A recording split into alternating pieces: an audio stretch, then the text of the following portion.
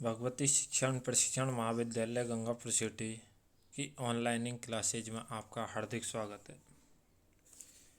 BA BEd semester तृतीय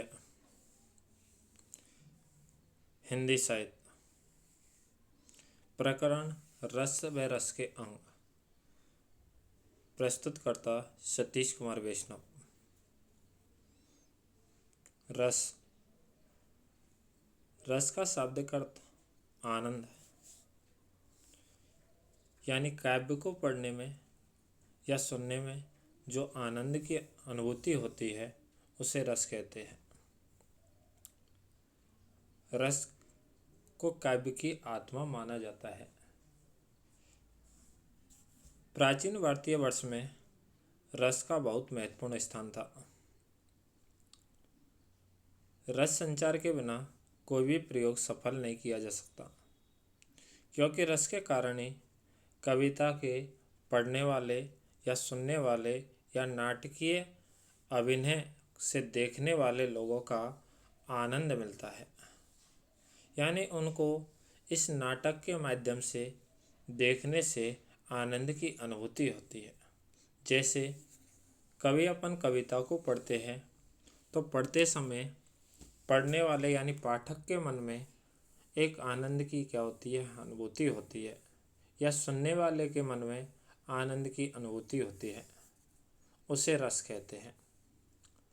रस मुख्यतः 4 अंग होते हैं, यानी रस के अंग 4 होते हैं: स्थायी भाव, विभाव, अनुभाव, व्यभिचारी भाव अथवा उसे संचारी भाव भी कहते हैं।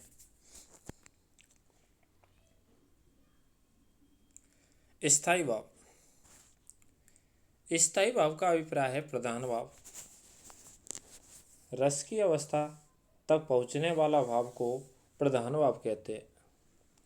यानी स्थायी भाव काव्य या नाटक के शुरुआत से अंत तक होता है।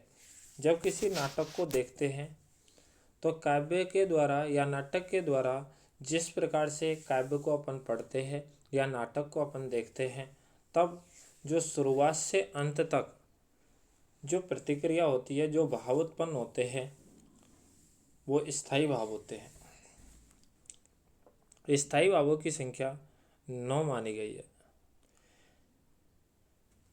स्थायी भाव ही रस का आधार होते हैं। एक रस के मूल में एक स्थायी भाव रहता है, यानी कुल टोटल 9 स्थायी भाव और 9 ही रस होते हैं। लेकिन वर्तमान में कुछ विद्वानों के अनुसार 2 रस और 2 भाव और बताए गए हैं, यानी कुल मिलाकर 11 रस और 11 स्थायी भाव होते हैं। इसी प्रकार से स्थायी भावों की संख्या 11 मानी गई है, जिसमें रसों की संख्या भी 11 होती है। रस और उनके स्थायी भाव। रस हैं श्रृंगार रस, और श्रृंगार रस का स्थायी भाव होता है रति। हास्य रस है, और हास्य रस का स्थायी भाव होता है हास्य या हास्वी कहा जाता है। करुण रस का स्थायी भाव होता है शोक। रौद्र रस का स्थायी भाव होता है क्रोध। अद्भुत रस का स्थायी भाव विस्मय होता है, जबकि वात्सल रस का स्थायी भाव स्नेह होता है। विभत्स रस का स्थायी भाव घृणा होता है, और शांत रस का स्थायी भाव निर्वेद होता है। भयानक रस का स्थायी भाव भय होता है। वीर रस का स्थायी भाव उत्साह होता है, और भक्ति रस का स्थायी भाव अनुराग होता है। यानी इस प्रकार से कुल मिलाकर 11 रस और 11 स्थायी भाव होते हैं। विभाव। जिस वस्तु या व्यक्ति के प्रति वह भाव प्रकट होता है उसे विभाव कहते हैं। विभाव 2 प्रकार के होते हैं: आलम्बन और उद्दीपन। आलम्बन विभाव। आलम्बन विभाव जिस वस्तु या विषय का आलम्बन होकर के, यानी आलम्बन में होता है सहारा, होकर भाव उत्पन्न होते हैं, उन्हें आलम्बन विभाव कहते हैं। जैसे नायक नायिका। आलम्बन विभाव के दो भेद होते हैं, आश्रय आलम्बन, विषय आलम्बन। आश्रय आलम्बन उसे कहते हैं जिस व्यक्ति के मन में भाव उत्पन्न होते हैं उसे आश्रय आलम्बन कहते हैं, और जिस व्यक्ति या वस्तु के लिए आश्रय के मन में भाव उत्पन्न होते हैं उसे आलम्बन या विषय आलम्बन कहते हैं। उद्दीपन विभाव, भावों को उद्दीप्त करने वाले कार्य या वस्तु को उद्दीपन कहते हैं। ये आलम्बन विभाव के सहायक एवं अनुवर्ती होते हैं। उद्दीपन के अंतर्गत आलम्बन की चेष्टा और बाहरी वातावरण यानी दो तत्व आते हैं जो स्थायी भाव और उद्दीप्त या उत्तेजना कर देते हैं। अनुभाव, अनुभाव वह होता है आलम्बन की चेष्टा यानी कोशिश करने के लिए इच्छा उद्दीपन के अंतर्गत मानी गई है, जबकि आश्रय की चेष्टा अनुभाव के अंतर्गत आती है। संचारी भाव या व्यभिचारी भाव,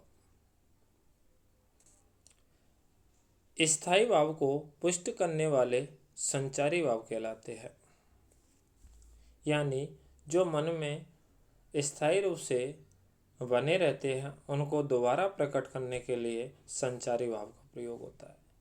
ये सभी रसों में होते हैं। इन्हें व्यभिचारी भाव भी कहा जाता है। इनकी संख्या 33 मानी जाती है, जैसे हर्ष, विषाद, त्रास, लज्जा, ग्लानि, चिंता, शंका, असूया, एमर्स, मोह, गर्व, उत्सुकता, उग्रता, चपलता, दीनता,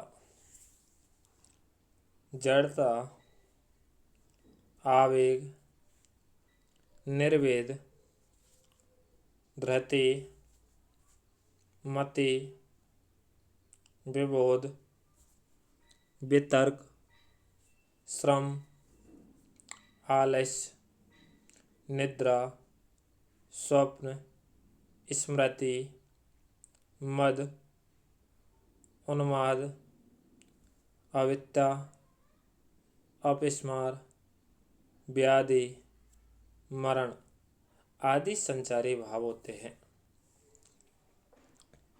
आचार्य देव कवि ने छल को 34वां संचारी भाव माना है, यानी इन संचारी भावों की संख्या 34 मानी है।